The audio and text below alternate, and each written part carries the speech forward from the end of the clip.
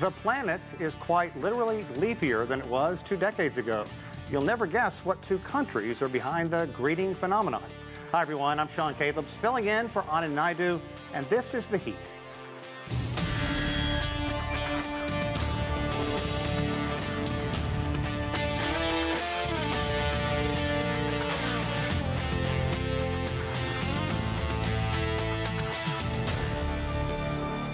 According to a new report on climate change, 2 of the world's biggest polluters are in fact making the globe greener. In these images gathered by NASA, you can see an increase in foliage in China and in India. The greening effect is mainly due to ambitious tree planting in China and intensive farming in both countries. But don't celebrate just yet. Researchers warn while extra vegetation may help slow climate change, this will be offset by rising temperatures. Michael slammed into Florida as the most powerful hurricane to hit the U.S. since 1992. Typhoon Mangkhut hit the Philippines before China, forcing tens of thousands to flee its path of destruction. Supercharged storms, fuel for critics sounding a warning about the devastating effects of climate change. All of us, whether rich or poor, powerful or powerless, will suffer the effects of climate change and ecosystem destruction. We are faced with what I believe is the greatest moral crisis of our time. Since last December, Australia suffered through weeks of record-breaking weather from a horrific heat wave. And last summer was the most destructive fire season on record in California. While voices are raised about the potential effects of climate change during scorching weather, winter comes and deniers bloom. In late January, the U.S. Midwest was gripped with record cold. U.S. President Donald Trump tweeted, "What the hell is going on with global warming? Please come back fast. We need you." Critics, and there are many, issued a collective groan. The consequences that we're already experiencing will continue for some time and will get worse. It's been well documented that Trump has said climate change is a hoax, and in a controversial move, pulled the United States from the historic 2015 Paris Climate Accord. The Paris Climate Accord is simply the latest example of Washington entering into an agreement that disadvantages the United States to the exclusive benefit of other countries. However, virtually every other nation on Earth stands behind the pact in the effort to keep global temperatures from rising above 2 degrees Celsius since the Industrial Revolution. The Trump administration continues to attach its future to coal, oil, and natural gas. Trump is working to assemble a team to consider the risks of climate change, and he wants it headed by scientist William Happer, a researcher who has said a buildup of carbon dioxide in the atmosphere could be a good thing. The demonization of carbon dioxide is just like the demonization of the poor Jews under Hitler.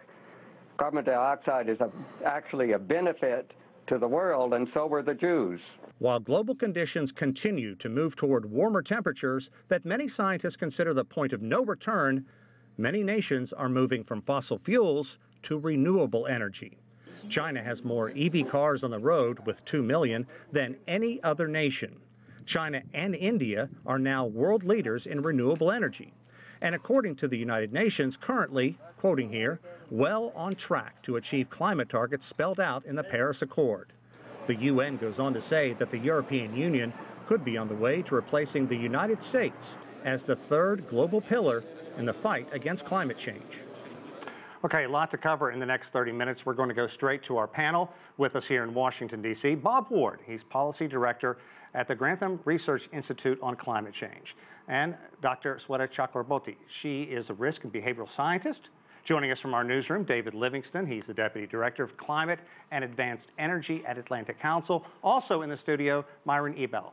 He is Director, Center for Energy and Environment with the Competitive Enterprise Institute. Thanks all of you for joining us. Bob, I want to go right to you. Let's talk big picture first. We talked briefly about the greening efforts of India and China. Is that enough to offset the loss that we're seeing in areas like the Amazon of deforestation? No, there's a general trend of deforestation across the world. The greening that we've seen, some of it has been generated by an increase in carbon dioxide levels in the atmosphere, ironically. But the rate of loss of particularly of the tropical rainforest is something to be concerned about, not just for climate change, but on many other issues. And it's certainly not making up for the fact that we are increasing emissions of greenhouse gases, carbon dioxide and other greenhouse gases from the burning of fossil fuels. And that's why the concentrations in the atmosphere continue to rise and global temperature is continuing to rise. Myron, I'm curious, where do you come down on the issue of climate change, firstly? And secondly, do you think it's fair to ask, or is it fair for the rest of the world to, in essence, try to pick up the slack if indeed the United States is going to not live up to the Paris Accord, which President Trump said he is going to take the U.S. out of? Well, I don't think global warming is a crisis. I think it could potentially, over a very long period of time, by which I mean 1 or 2 centuries, pose problems. I think right now, for the last 40 or 50 years of warming, it's been largely beneficial. Now, where does the United States fit in? Well, your report said that China and India are on track to meet their targets, but in fact, by far the largest decreases in carbon dioxide emissions have come from the United States. The largest, in terms of the size of the economy, have come from the United Kingdom. China made a promise in the Paris Climate Treaty that it would peak its emissions by 2030. India, which is just starting to electrify, and by the way, India does have a revolution in renewable energy, but they are the world's largest consumers of coal. India is just starting to electrify, and they have promised under the Paris Climate Treaty they're happy to do things to reduce emissions, but they really have to be paid for it because these are very expensive alternatives to coal. So they're going to keep building coal plants until someone says, well, we'll pay you to build solar panels. But among the critics would be many leaders of states, governors, mayors, and in fact, many of the states say they are picking up the slack where the United States administration, the Trump administration, is pulling out and pulling away from trying to propagate things like renewable energy, where Donald Trump routinely talks about fossil fuels. The U.S. is the leading producer in oil and natural gas, and you've seen him say, let's make coal king again. The states that are doing this and saying that they'll meet their Paris Climate Treaty targets are largely states that have either already deindustrialized or are in the process.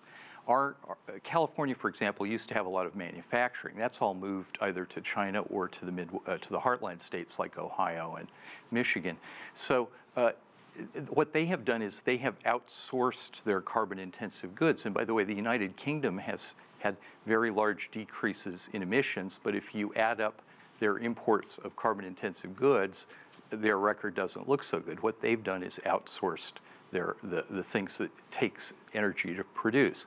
So I think if you go back to the Kyoto Protocol in '97, and when President Clinton didn't submit it to the Senate, and then President Bush said, I'm not going to submit it to the Senate, at that time there were many cities and counties and states that said, we will meet our Kyoto targets, and if you go back and ask them how they did, they've all forgotten about it. In fact, they didn't meet their Kyoto targets. Okay, Bob?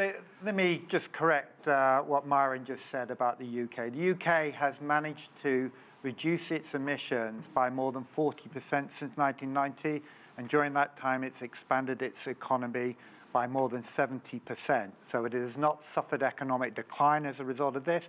It's mainly done this in the power sector by moving from coal to natural gas and renewables.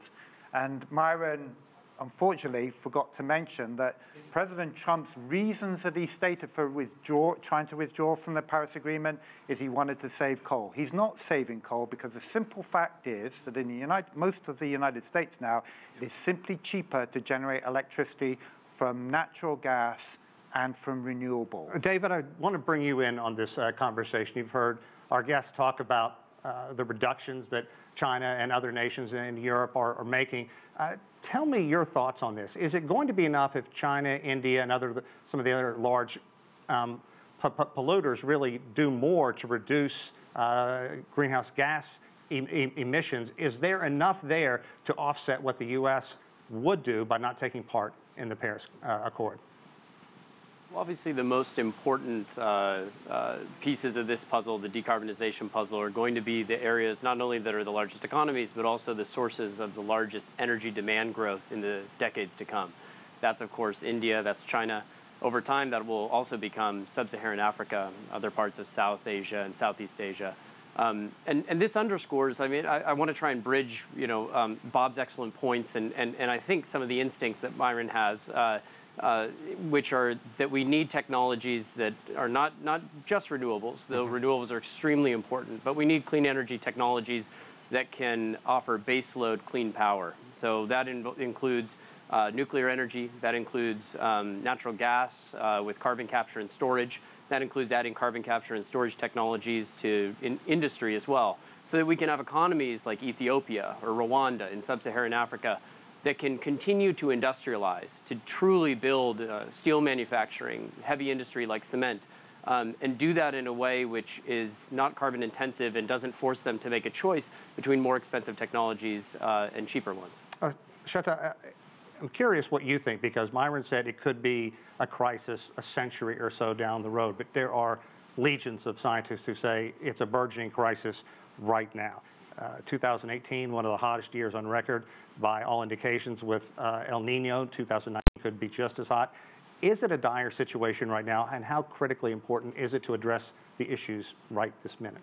Well, just in this last generation, we have pumped more carbon dioxide into the atmosphere than centuries leading up to it. So these last few decades have been so critical to create the situation that we're in now. And so these next several years coming up are going to be also critical in offsetting what we've just done to ourselves in the span of such a short time. And we know from NOAA and we know from NASA that the last 4 years on record have been the hottest years on record. And that will now include 2019, as you just mentioned. We know from the UN report that we have until 2030 to really, before we start experiencing even more catastrophic impacts of climate change. And we're already seeing in the span of this one generation that we've been doing the actions that we've taken, we're seeing impacts already. Those who were aware since IPCC first was released and that will continue, that are seeing it firsthand, and we'll see it pick up in intensity as we get to that 1.5 degree warming, faster than we're even predicting for the end of the century. We're on track at the best case scenario to get to 2 degrees warming, best case scenario. So we're not just gonna stay below it, we're gonna hopefully reach it and figure out what to do so we don't get to 4 degrees warming. Myron, the Trump administration has frequently downplayed the effects that humans are having on raising the global temperature. Talk to me a bit about that and the fact that recently dozens of generals and other former leaders, defense secretaries, wrote a letter basically saying that they were against what President Trump was saying and it wasn't accurate and trying to give another point of view. You're concerned about that? The component that human beings provide to climate change is real, but how much is a matter of doubt. The amount of warming over the last 40 years has been at the rate of 0.12 degrees centigrade per decade. That's 1.2 degrees per century. So the rate of warming is not alarming. We've already succeeded in preventing 2 degrees of warming, and we can forget about it. It just turns out that the climate is not nearly as sensitive to carbon dioxide as the UN reports initially thought. And in fact, all the recent research in the last 10 years has found that the climate is less sensitive to carbon dioxide than the UN computer models predict. So that's the first point. Now, all these generals and admirals, well, that letter was fronted by John Kerry, former Secretary of State, former senator, who's a global warming. But it was signed by 53 other members. Yeah, let me just say this. The whole military and intelligence community in this country has multiple reasons to say that climate presents a security threat. One is it gets them in good with the left. The other is they get good media. The third is they get higher budgets because they have a new threat that they have to deal with. And the great thing about it is there's no danger to them involved. Soldiers aren't going to die in the battlefield because they're supposedly dealing with the climate threat. So this is a classic example of military mission creep. And you know, all of these retired generals and admirals, they want to be part of the winning team that has a huge amount of money to employ them, many of them in consulting jobs. One of the leaders of that letter is hired as a full-time promoter of this by a climate group. So this is very self-serving, and it's really kind of silly, I think. Bob, I want you to pick up on that, because nowhere on Earth are temperatures rising more greatly than on the polar areas. And right now we're seeing a giant chunk break off of Antarctica the size of New York City. And if that would melt, scientists say it could raise sea levels by as much as 2 feet. So to say that people aren't affecting atmosphere, your response to that? Well, dramatically affecting. I'm afraid that Myron is in a very tiny minority. He's not a scientist. If you want to go to all the national science academies around the world, there's not a single national science academy that agrees with Myron's analysis here. They all see that climate change is happening. It's happening at a rate that is unprecedented. And the last time the Earth was 2 degrees warmer than pre-industrial times, about 125,000 years ago, sea levels around the world were 5 to 10 meters higher than today. So he's incredibly complacent about this issue, and none of the scientists share his point of view. It should be said that Myron worked for an organization that promotes a free market ideology, and most people, I think, when they see his views, they know that this is really a proxy for the fact that he doesn't want any regulation of business. That's what it's really about. We should be arguing about that, not pretending that there are problems with the science, which is what he's doing. I want to, David, turn to you and look on perhaps a bit more of a global stage. China has more EV vehicles on the road right now, 2 million, than any other nation, 150,000 charging centers around there as well. One argument has been that perhaps stick with fossil fuels because it makes good business sense. But in China, how do they rationalize the dependence on coal with their burgeoning renewable energies? Well, I think you make a great point, which is that China's going to always appear as the largest in many different categories. And so you can pick and choose your evidence. You can say, on the one hand, they're deploying renewables at greater volumes than anywhere else in the world. But you can also say they continue to export and build more coal plants around the world than any other country as well. They are going to have to reconcile those two things.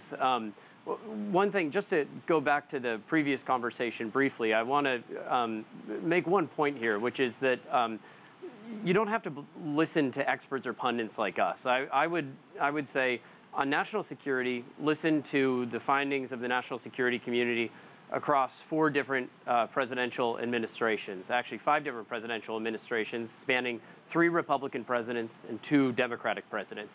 If you care about what the market impacts of climate change, look at insurance companies, reinsurers that are worrying about the impacts that climate's going to have. The 2017 Atlantic hurricane season contributed to one of the most costly insurance years on record. And typhoons in Asia as well. $1 billion worth of damages, up to $140 billion of those uninsured. So this is imposing real societal costs. And the final thing I note, don't take my word for it, right? Listen to someone like Warren Buffett, one of the United States' most successful investors in post-war history, who basically says that for him to run a reinsurance company and not factor in climate change, even in a 30-year time horizon, would make him absolutely crazy and a horrible business person. So, with all due respect to to Myron and to I'll say interesting and very unorthodox views on climate change, if I'm going to invest my money, I'm going to do it with Warren Buffett. Bob, I also want to shift gears just a bit to keeping on the global stage, because if you look in parts of Africa where lakes are shrinking, deforestation is becoming a huge problem. You're seeing more conflicts there. So there is a very solid argument, many scientists say, that security is becoming a huge issue because of climate change. Yes, the way in which the defense community describes climate change is as a risk multiplier. that it might not be causing conflict on its own, but what it's doing is contributing to problems that themselves are driving conflict. So if you're in a region of the world in which water is already in short supply, if you're experiencing greater droughts because of climate change, that exacerbates the problems. We are seeing all around the world the impacts of climate change happening, mostly through extreme weather events. In some parts of the world, you're seeing storm surges. Where are we seeing this? Can you break it down? Well, you've seen it in the United States most recently. I mean, it's certainly true that with recent hurricanes that have hit the coast of the United States, the storm surge has been larger because sea level is higher because of climate change. We're seeing impacts of changes in heavy rainfall. In the UK, last summer, we had the warmest summer on record, and we had hundreds of deaths from heat wave conditions. Nobody can ignore these impacts. Well, nobody in their right mind can ignore these impacts. And Shada, let's talk just a bit about who is focusing on these right now, and it is the youth. I want to take you to March 15th. Tens of thousands of high school and middle school students, more than 30 countries decided to cut school that day and focus their attention on the climate crisis in their terms. Leading the charge, teen activist Greta Thunberg. I want you to hear what she had to say. Young people need to realize that their future is at risk, and they need to do something about that and get angry and then transform that anger into action. Shadi, the background may be familiar. It's Davos, a bunch of billionaires there, and there you have this young girl who is a leading voice for people all over the world. Do you think this is becoming even more important? Is this going to be the kind of banner that they take up, this next generation? Yeah, and it's fantastic to see the mobilization of youth around the world globally. And we have the technology to support their actions, which is also incredible. We have unprecedented foresight today that we haven't had before, and we have the support from a variety of different innovations and tools that can then give us that preparation that is so necessary as we move into this world that isn't just going to change. We're not just going to find ourselves in a world by the mid-century or the end of the century that is just a new landscape. It's going to continue to change. So we need the tools, and we need those who are really aggressively going to apply them so as to continue to make decisions for generations, not just the next one, but the ones in the century and beyond. We are in a continuous state of change now going forward. David, I want to talk a bit more about the business end of all of this. Does it make good business sense to look forward to other kinds of energy? You mentioned not just the renewable energy, but the young people moving forward. Can there be a way? I mean, these aren't just tree huggers. These are people who want to find a way to make sure they're going to have a decent quality of life moving forward. You think about what's going on now, the polar regions, the temperatures there, glaciers calving, rising sea levels, more acidity in oceans, so much to focus on. No, thank you for that question, Sean. That's an absolutely terrific question, and it's important framing here. It's not all peril and risk. There's enormous economic opportunity in addressing the climate challenge, and indeed the countries that will probably be at the commanding heights of the 21st century economy will be those that realize that and that seize that opportunity. There's no doubt that clean energy is already the largest globally addressable infrastructure market in the world. There are enormous opportunities not only in renewables but in other clean energy technologies, geothermal, energy storage, grid technologies. We are going to have enormous capital investment needs, and though there will be few winners in this race to define, to innovate, and to deploy the clean energy technologies of tomorrow. And so, I think when you start to see startling trends, even here in the United States, places like Indiana, or even just last month, the Tennessee Valley Authority deciding that new renewables are cheaper even than existing coal, it provides a signal here in the United States that we need to be leaning into these new technologies, because what happens here will eventually happen in markets around the world. And we can either choose to be leaders on the technologies that will allow countries to industrialize in a low-carbon way, or we can watch others develop those technologies and be the standards makers while we're the standards takers. Myron, I want to bring you in. If There are a whole host of people, if you follow U.S. politics, that want to challenge U.S. President Trump in the next election, including Washington Governor Jay Inslee. He is making the issue of climate change the cornerstone of his campaign. I want to play an ad for you real quickly, what he has to say. I'm Jay Inslee, and I'm running for president because I'm the only candidate who will make defeating climate change our nation's #1 priority. We can do this. Join our movement. This is our moment. Myron, we've seen the young people raise their voices around the world, now a candidate running for president. Is the Trump administration out of step with the rest of the world? No. Chinese emissions are now larger than the United States and the European Union combined. But, you know, Jay Inslee has tried to get carbon tax legislation twice through the legislature and twice from a vote of the voters, and all 4 times it's been defeated. So he's not a very effective advocate. But I want to go back to what Bob Ward has said about all these storms and things, and all the people dying of hot weather in Britain. Tens of thousands of people die in Britain every year because of cold weather. 10 times as many people globally die because of cold weather than hot weather. I want to hear that, but first, let's get back to the question about Trump. You just answered by saying no. Tell me why he's not out of step with the rest of the world, with every other nation pushing through for the Paris Accord, and young people all over the world saying now's the time to take action. He's out of step with the global elite, the Davos crowd. He's out of step with the bicoastal urban elite in this country who work in New York and Los Angeles and Washington and sit in an air-conditioned office all day in front of a computer screen. When he goes across the country, one of the biggest applause lines at his rallies is, "And I took us out of the Paris Climate Treaty." So he is not out of step with the voters in this country. He's out of step with, I'd say, New York, New England, and California. He's out of step with his own scientists. Okay, Shadow, we have about 30 seconds. Tell me your rebuttal to what Myron just said. Well, exactly. I will take your point, Bob, and just say this is out of step with the national climate assessment that was put forward in this administration, and even with the oversight committee that's being put forward. You have a rebuttal to that from the national security enterprise in this country that is respected and revered, and that collaborative and collection of people who are saying that this needs to be looked at, and this is that serious of an issue that we are making the missteps here that is going to be impacting the youth for a generation and beyond. That is irresponsible of this administration to do.